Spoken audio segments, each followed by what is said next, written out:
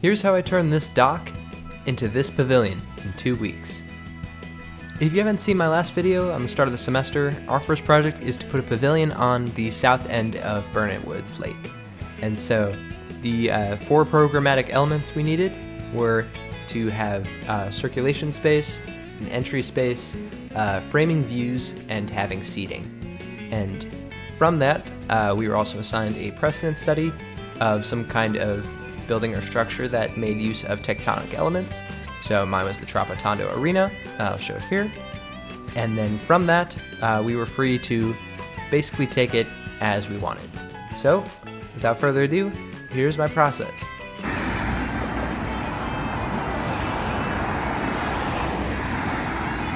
So right now we're starting where any good project should start, at the site. And you can see Crossley's in the back. Farewell, buddy. We're not too far off campus, and just gonna take a walk and check out where our structure is gonna be. So our pavilion is gonna be right down these steps in this sort of little valley and over off to the left on the lakefront. So we're kind of in like a marshy sort of lowland area. Definitely a lot of wet soil. All right, and so this is the sort of dock where our pavilion is going to go. We don't have to incorporate this. This is just kind of the site location on which we're going to build. So this will all be gone for my future project. Reach up, you can kind of see the lake out there. So try and get a little elevated to get that kind of waterfront view. There's that path we were on right there, and I'm gonna probably tie in the pavilion itself, where we're gonna have an entrance from that path that'll allow you to come out here and sort of experience the lakefront.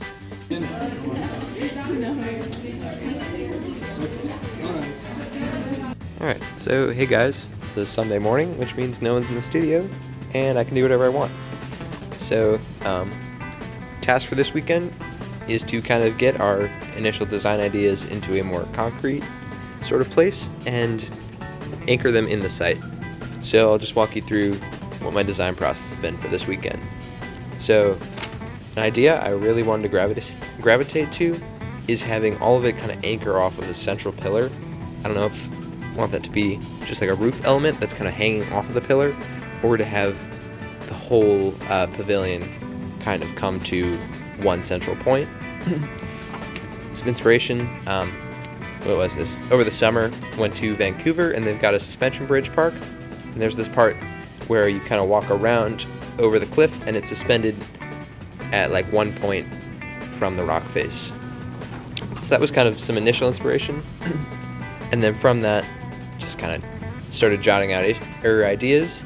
And with this kind of semicircular shape, we'd have the one point that would be the center, the radius for the semicircle, and then we could kind of have smaller columns that the horizontal parts would come to, but this would be the main focal point of our composition. Then it was just running through materials. So these sticks are way longer than, or in scale, if they were a quarter scale, they would be way longer than any sort of lumber you could get. And so the max length we can have them would be 16 feet in scale. And so going from that, decided that 9 feet would be a comfortable sort of distance from one end to the other. That'll bring us to our site strategies. So first one I've got here is having this sort of U shape kind of come off of this path here.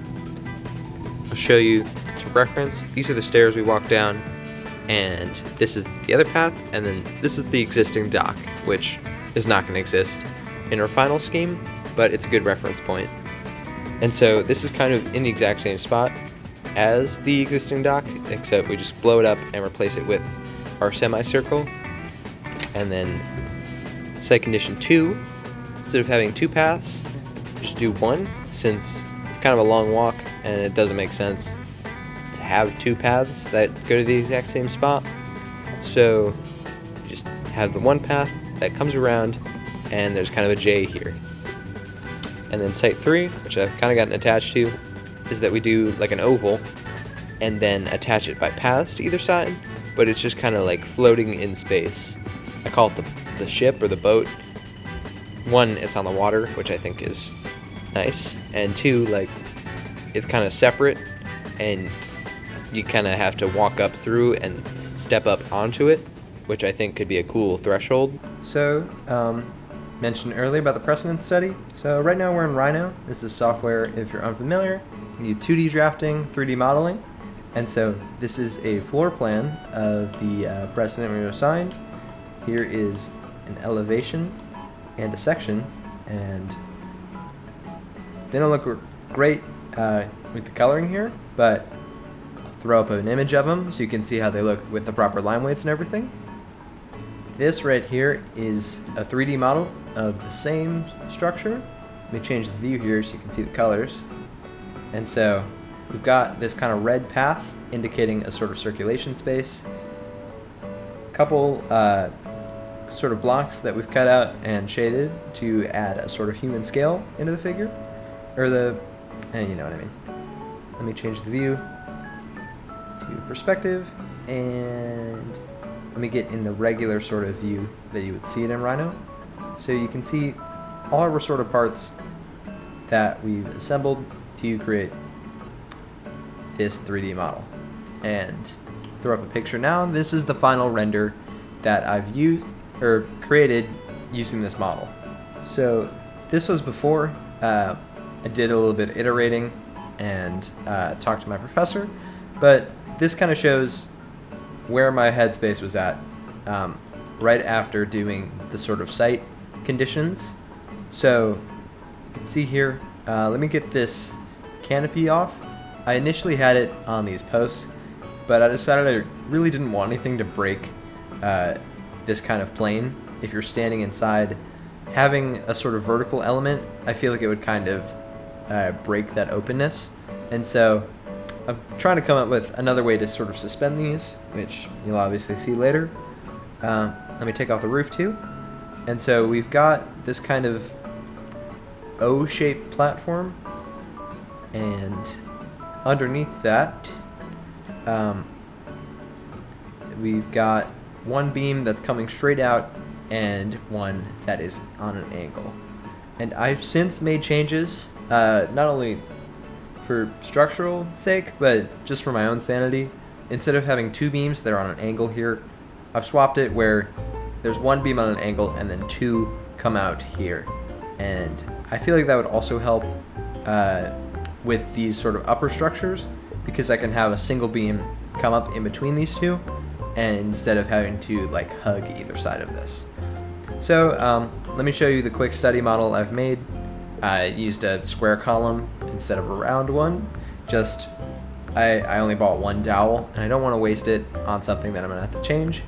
So ignoring the square column, this is kind of like a quarter of these sort of semicircular ends. So yeah, that's a quick progress update, and I'll talk to you guys later. Be driving over to Michael's in just a minute to get supplies for our final model. Yippee! Okay, 30 minutes later and we're here. I don't like the traffic in this city. Alright, foam board acquired.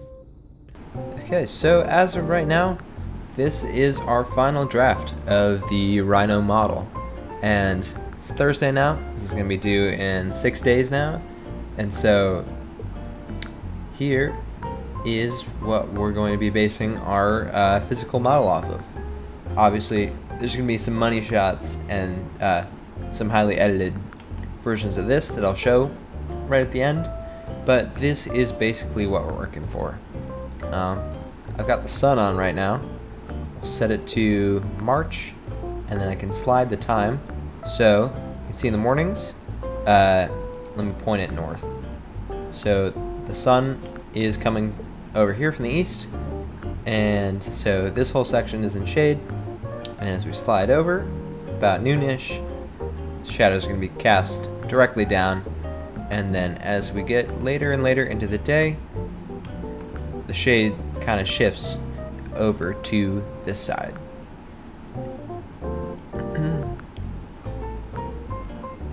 Alright, let me turn the sun off so you can get a better view without some of that glare.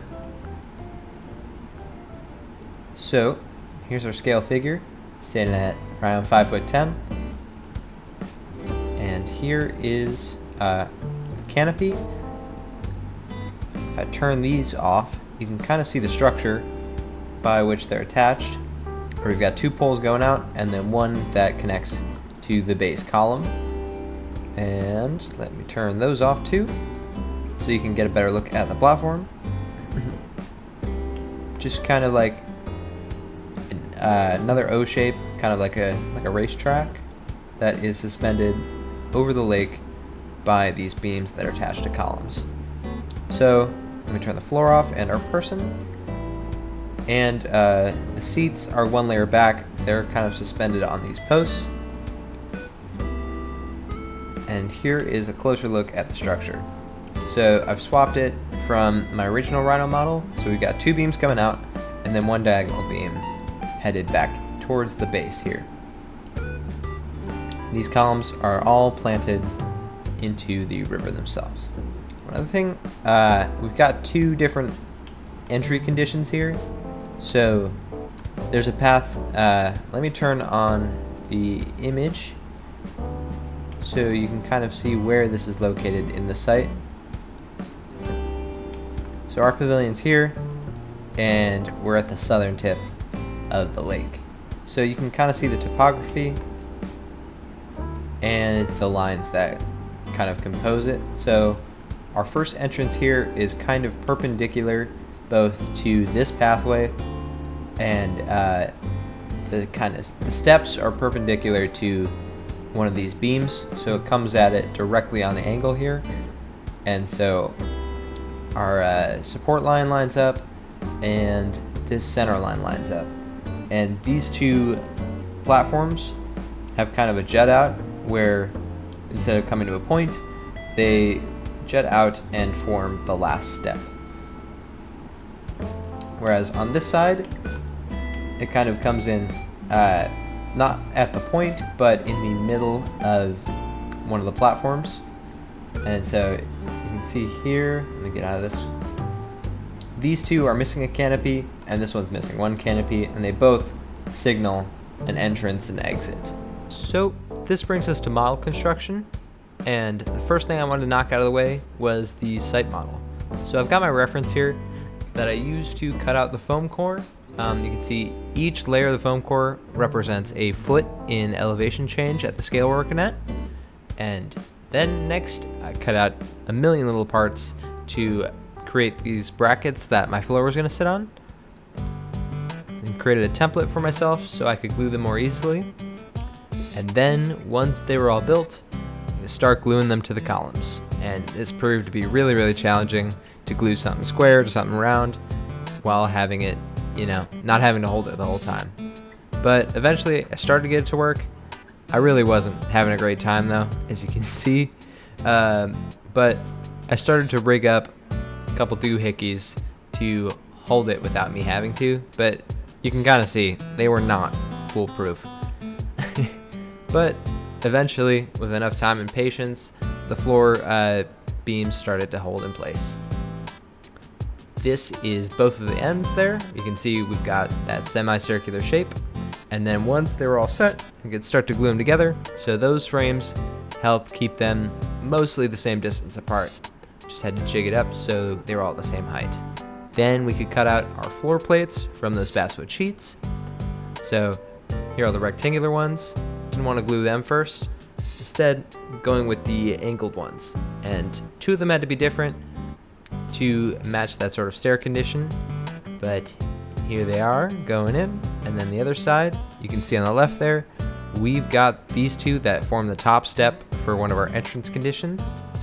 Then we start to glue in this one. You can see it gets a little wonky, but with enough glue and time and patience, it's mostly straight. Then we've got our smaller seats that sit on top there. So again, went with the angled and then put in the big straight ones afterward to kind of hold it together. Look at that. And then we've got these kind of foam core circles that are going to sit on the bottom of our pillars. and create like a base for our structure to sit on. So we glue it to the site, and then we're going to make our stairs. So these go into the one that's on that line, and then we've made a chipboard pathway here. Then on the other side, the one that's kind of flush with that one, we've got kind of a different staircase that runs into it. And then we're going to make our canopies. So again, another kit of parts. This one even teenier and more frustrating, as you will soon see. It was really, really hard to glue these. They kept falling off. But eventually with enough glue, they did eventually stick. And then we could put our trace paper canopies on top, and it ended up turning out really, really nice. Without further ado, roll that beautiful bean footage.